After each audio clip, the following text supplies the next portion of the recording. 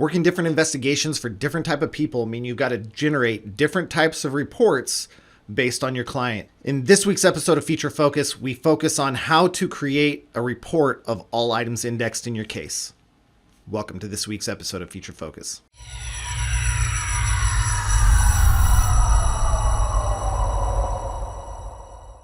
How's it going this week? I'm Justin Tolman, the Director of Training over North America here at Xterra. And like I said, this week we are going to look at creating a report of all indexed items in your case. All right, let's jump into it. All right, so what we want to do is make a report of all files that have been indexed in the case.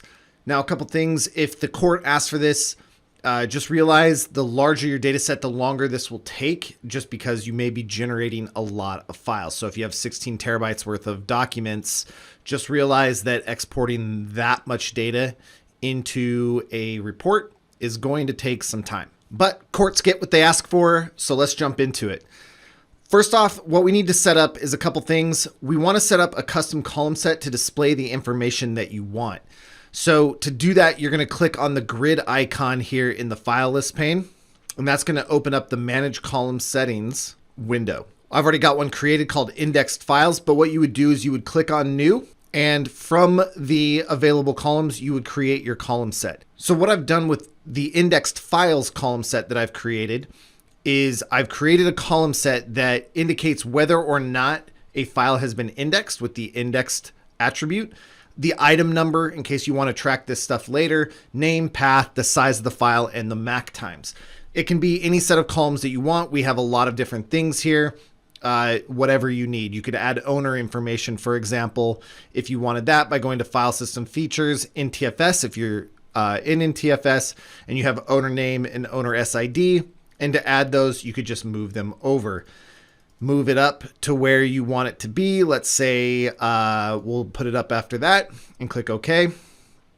And we'll select it, indexed files, and we'll apply it to get our owner name. Now, some of this stuff that we see up at the top doesn't have an owner name because they're system files or extracted files or whatever. But that's how you create a column set. So that'd be the first thing I would do. To get your files displayed in the file list pane, which is what you need to do, you need to quick pick your evidence.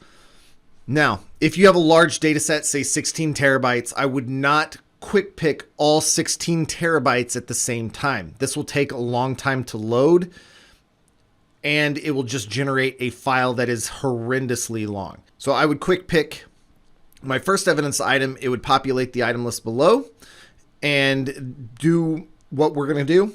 We'll cover that in a second, and then deselect it and then select the next evidence item, do what we're going to do here in a second, and rinse and repeat. That'll be a lot more efficient. For this though, I do not have 16 terabytes. I only have about 100 gigabytes. So we'll go ahead and select all my stuff. Now, by quick picking, it's going to load it all into the file list pane. And notice down here, this is a new feature in the 7.x versions of FTK, where it's only going to load the first million items. This is for speed in the interface. Usually you're not going to load in a million items in normal investigation. You want to filter that down using filters and different things. But in this case, where we want to build a report of all the indexed files, you may. What you need to remember to do is go ahead and click this little green button. And what that's going to do is load up everything that you've selected. So notice it went from 1 million to just over 2 million files when we told it to load it. So that's some of the setup. A column set, quick pick it, and then make sure that if you have over 1 million items, which it will indicate down here in red, click that little green button to load the rest of your items. Once you have the items that you want loaded into the file list pane, you can right click to get our menu here, and we're going to export our file list info. Click on that, select where you want it to go, select the output. Typically we do comma separated value because this is table data and CSV imports into table data really well, but you do you. In this case, we'll call it conspiracy main because that's our case name. We'll not do a space in the name. CSV, and what we're going to do is all listed. Okay, and it will tell you this selection contains over 2 million items or whatever you have selected, of course. The column set here below is indexed files. That's what we had here. You can change it from here and it will not change this. So if you wanted to do something else, you could. And we will go ahead and click save. This is going to go through. You can see the progress moving here. The more files that you have, the longer this will take, but it's going to spit that out. Realize a CSV file with 2 million, 3 million, 4 million files is a hefty CSV file. 5 minutes later. All right, once it finishes, you can go ahead and click close. Typically, when you index your case, every file is going to be indexed. However, if you've added things in various stages and didn't rerun the indexer, it is possible that you will have files that are not indexed. If you want to omit those files, or if you just want to run a check to see how many files were not indexed, you can come up to Filter and click New.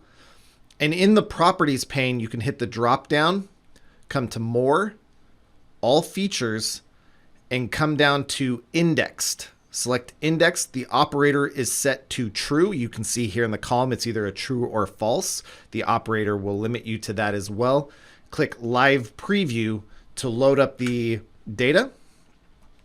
And again, it will only load 1 million at a time. However, you can see how many was filtered out of how many total files you have. And you can see that that's the same, indicating that all of our files have been scanned by the indexer. So that's how you would set up a basic filter. You do not have to save it if you don't want. However, you could if you're going to use this on a regular basis. We'll go ahead and click close to drop that filter off. So we'll minimize FTK. We have our conspiracy main CSV file.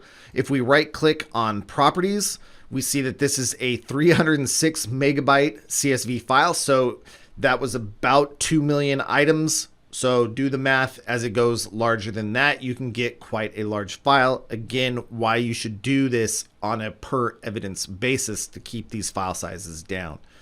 Okay, we'll close that. And we'll try to open it. Once the file opens, you can look through it. You can save it out as an XLSX or a proper Excel file. You can do formatting. Again, realize with any formatting you try to apply to this, you have multiple millions of items. So it could take a long time for Excel to update. But now that it's out into CSV, we'll just go ahead and click Home, Save As, and we'll go to Browse. And we'll just drop it back on the desktop as a proper Excel document. File conspiracy main. We'll just name it the same thing without the extension there and hit save. So once you've saved it out as a proper Excel sheet, the deliverable can be sent to the court and they can do whatever they want with it. If they have files they want you to focus on or report on or filter on, they have the item number. They can give you a list of item numbers and you can load those back in to FTK as a filter and target your investigation on the files that they want. All right, thanks for watching.